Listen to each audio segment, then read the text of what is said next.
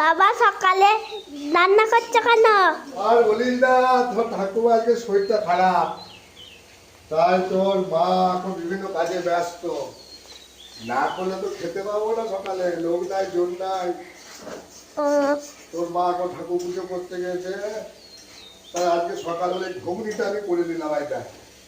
আমি ঘুগনিটা করছি, বুঝছিস? এই ঘুগনিটা দিয়ে মুড়িটা খাবো, বেঁচে গেল তো অনেক, ওই জন্যই ঘুগনিটা করে নিচ্ছি। এরপর রান্না আছে, ওই যে রান্না, এরপর রান্না আছে, মাছ সব আছে, জোগাড় করা হয়েছে। হ্যাঁ, এই ঘুগনিটা খেয়ে বলবি কেমন হয়েছে, বুঝ? ঘুগনিটা খেয়ে বলবি কেমন হয়েছে। হ্যাঁ, আশা করি খুব সুন্দরই হবে, হয়েছে? যে ঘুগনিটা কালারটা দেখেছিস? ঘুগনি মশলা দিচ্ছি অনেক কিছু। হ্যাঁ, ঠিক আছে বাবু, চলো তোমাকে আমার আঁকাটা দিয়ে আসতে হবে, চলো তোমাকে আঁকা দিয়ে আসি, ঘুগনিটা হয়ে গেলে চলে যাবো, ঠিক আছে?